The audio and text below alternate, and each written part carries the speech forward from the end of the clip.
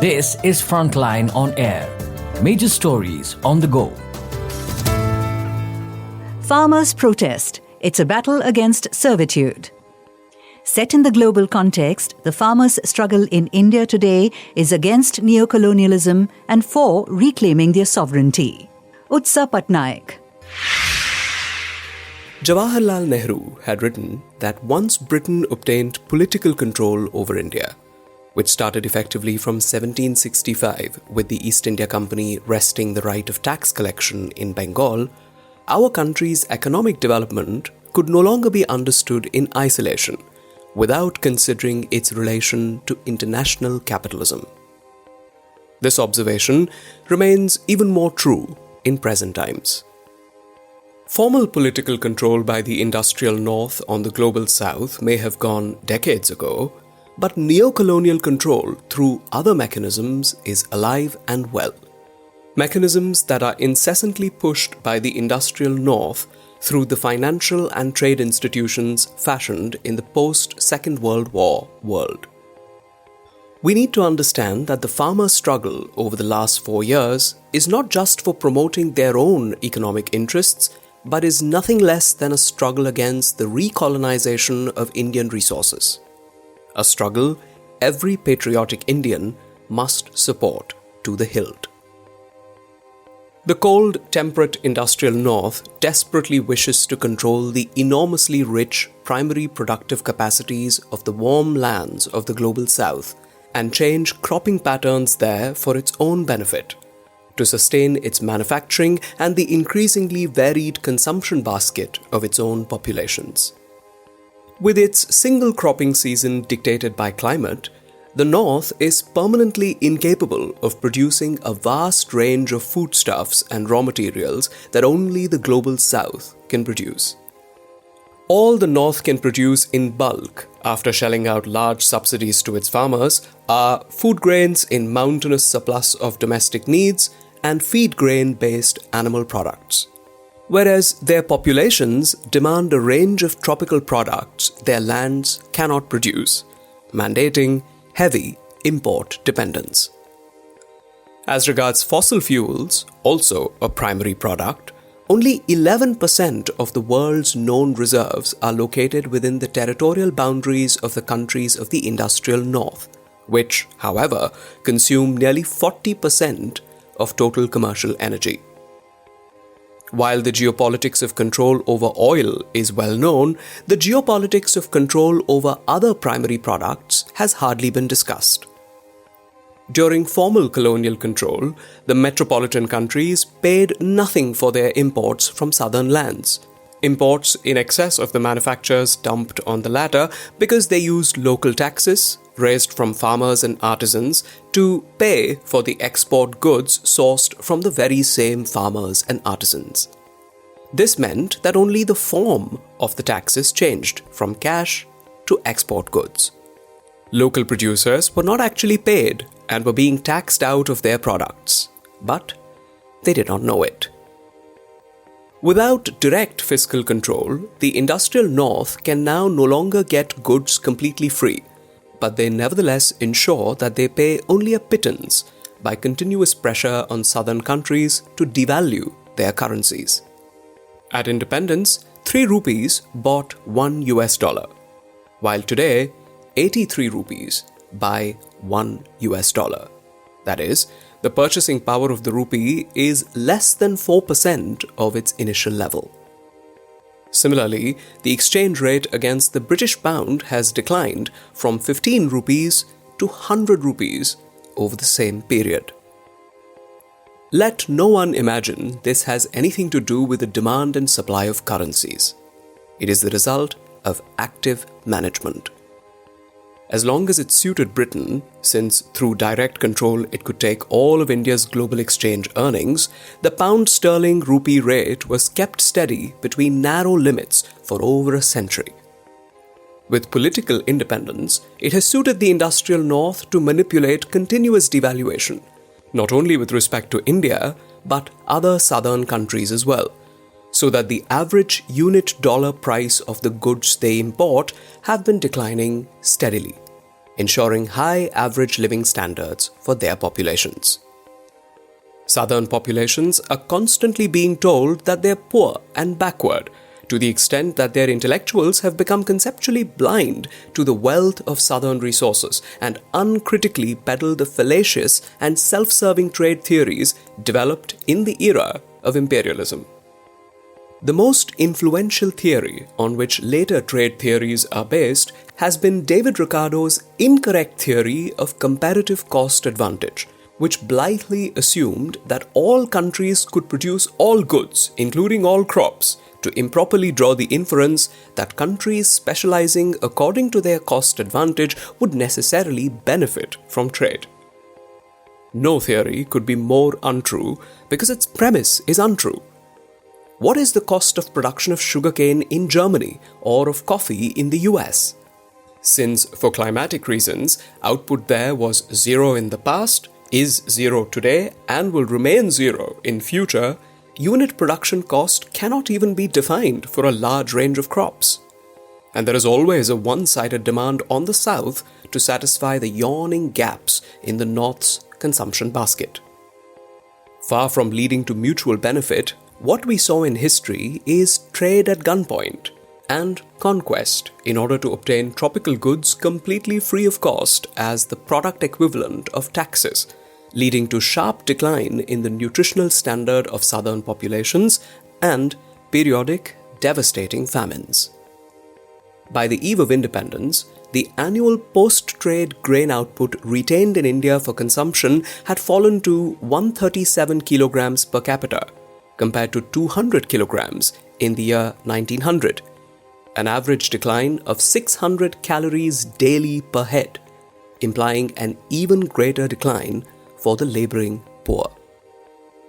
The present northern pressure on the South to supply the former's manifold consumption demands has intensified greatly compared to colonial times, because the sharp reduction in air freights, especially since the 1970s, means that, unlike in the past, perishable products, fresh vegetables, fruits, flowers, fish, can be and are being flown in 8 to 15 hours from South Asia to Europe and the US, and in an even shorter time from countries in Africa and Latin America. To a substantial extent, the industrial North has already achieved its aim of reconfiguring land use in the global South to serve its own needs. Dozens of smaller countries have been pressured already into unwisely giving up their domestic procurement, stocking, and distribution systems on the argument that their food security lies in importing grain from the North and that they would gain from specializing in the non-grain crops the North demands. And Ricardo's fallacious theory is always invoked to justify this in international fora. But what is wrong with such a pattern of international specialization, some might ask? What is wrong is that, first, basic food security is far too important a matter to be left to dependence on the interests and whims of northern countries. After the debacle of the Second Gulf War, the US quadrupled the diversion of its grain to ethanol production over a few years starting 2002, followed by European countries. Global food grain prices spiked in 2008, leading to food riots in 37 countries that had already become import dependent. Per capita grain availability. India only just managed to draw back from the brink. For the preceding 6 years, procurement prices had been kept virtually unchanged. Grain output in Punjab had become stagnant. Farmer suicides had grown apace. All this amid a vitriolic ideological attack on India's Green Revolution. Credulous local academics had joined in the orchestrated cacophony, demanding an end to water-guzzling rice production in Punjab and advocating crop diversification, quite unmindful of the fact, in fact, quite ignorant of the fact, that India has ranked globally for years right at the bottom, even lower than the least developed countries in the annual per capita consumption of grain as food plus feed. The global food price spike at least alerted a somnolent government. Giving up public procurement was no longer openly advocated. procurement prices were again raised, reviving production, and a long-term grain policy was formulated.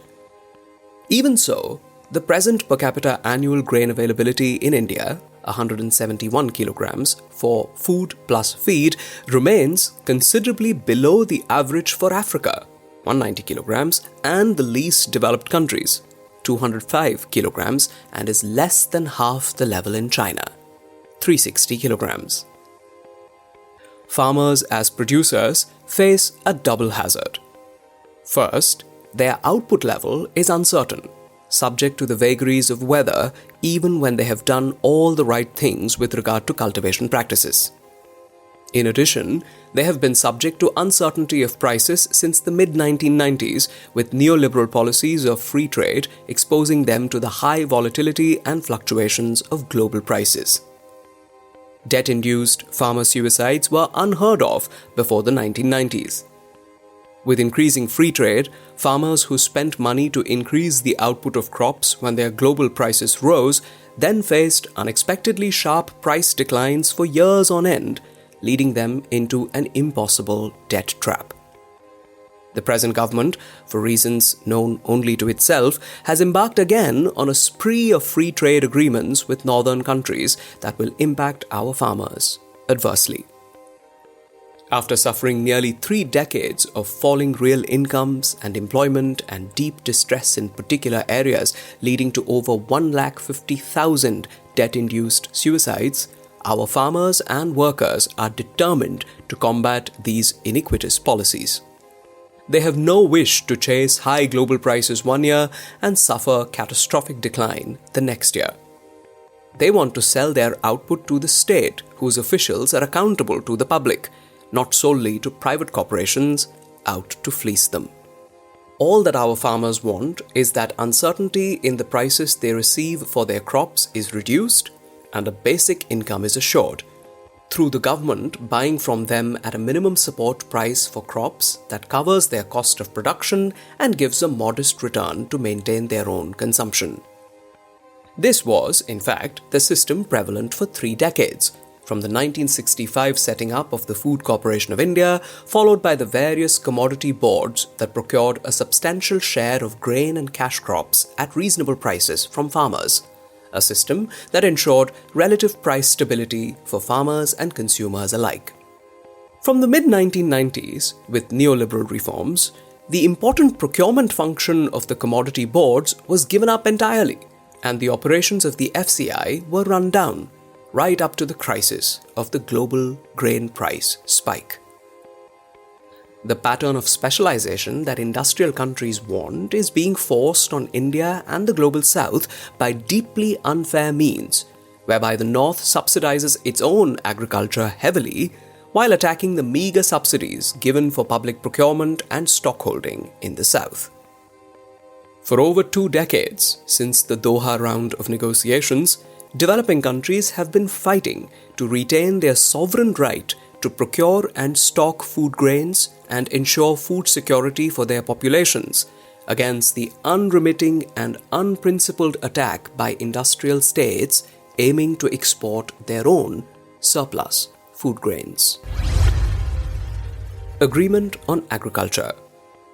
In the Agreement on Agriculture, AOA, implemented in 1995 by the World Trade Organization, which will surely go down in history as the most intellectually dishonest document ever formulated, the industrial north retained its massive subsidies for agriculture by converting them to direct cash transfers, after carefully labeling such direct transfers as non-trade distorting and not requiring reduction. However, reducing the meager price support that developing countries gave to their own farmers was mandated by labeling these as trade distorting and subject to reduction. No developing country participated in the formulation of these terms. The use of meaningless jargon like trade distorting is a hallmark of intellectual deceit designed to diddle policymakers in the South. In a 1997 paper, this author had pointed out that by shifting 94% of its $96 billion farm subsidies to direct transfers under various heads, the US satisfied on paper, its reduction commitments within 2 years while actually retaining its massive subsidies. They continue to rise to this day with every farm bill passed, and in many years reach half of the entire value of its agricultural output. With less than 2 million farming enterprises, direct transfers take under 1% of the annual budget of the US, including the annual $127,000 per farmer transfer to cotton producers. West Europeans give subsidies to an even higher extent of their total farm output value, as they are even more inefficient producers than North Americans. At prevailing world prices for grain and other crops, without the massive subsidies they get, farmers in the US, Canada, and West Europe would be completely outcompeted by farmers in China, India, Egypt, and other countries. They would disappear as sellers in the global market. Not only India, with its over 100 million farming families, but other developing countries too, with their substantial peasant populations, cannot possibly administer direct cash transfers. Their tried and tested method is state procurement at minimum support prices. At current exchange rates, the price support India has been giving for wheat is negative. That is, the domestic administered price that our farmers get, including bonus, is lower than the international price. With rice, it is slightly higher, but price support is still well below the 10% of output value specified in the AOA. The US, however, filed a complaint against India at the WTO, alleging that it had given price support to wheat and rice to an average extent of 65% and 80% of output value between 2011 and 2014, violating the WTO rule. The basis of this calculation is an outrageously illogical provision deliberately included in the AOA that the international crop price during 1986 to 1988 would be taken forever after as the fixed eternal reference price. Further, the rupee-dollar exchange rate of that time, about 12.7 rupees per dollar, is used by the US to calculate India's domestic support a quarter century later. The global wheat price during 1986 to 88 was just under $28 per quintal, amounting to 354 rupees at 12.7 rupees per dollar. For rice, the corresponding figure was 235 rupees per quintal. To qualify for zero domestic price support, the price payable in 2014, nearly 3 decades later, to Indian wheat growers still remained 354 rupees per quintal, ignoring both the 2014 exchange rate of 60.5 rupees per dollar and the nearly 5-fold rise in input prices. India's actual wheat support price, including bonus, in 2014 was 1,386 rupees per quintal. The difference between this and 354 rupees, namely 1,032 rupees per quintal, is stated by the US to be the positive price support given to Indian farmers. Multiplied by the total wheat tonnage produced and divided by its value, it produces the 65% number that, quote-unquote, violates the WTO rule. A similar exercise for rice yielded 77% of output as the putative price support. No level of chicanery is too low for advanced countries in pursuit of their economic interests. One can well imagine the justified anger of our farmers if they knew that 354 rupees and 235 rupees per quintal for wheat and rice are supposed to be adequate for them to carry on production today, and any payment in excess of this invites penalty according to the absurd and self-serving rules written into the AOA. Meanwhile, advanced countries continue to give 50 to 100% of their output value as subsidy with complete impunity because, as explained, they have declared their form of subsidy to be perfectly benign. With their independent base in production and their strong communitarian values of solidarity, our farmers have succeeded in the past and will succeed in future in their historic struggle against neocolonialism. they need the support of all those who value sovereignty against servitude. Utsa Patnaik is Professor Emeritus, Jawaharlal Nehru University. This is Frontline on Air. Major stories on the go.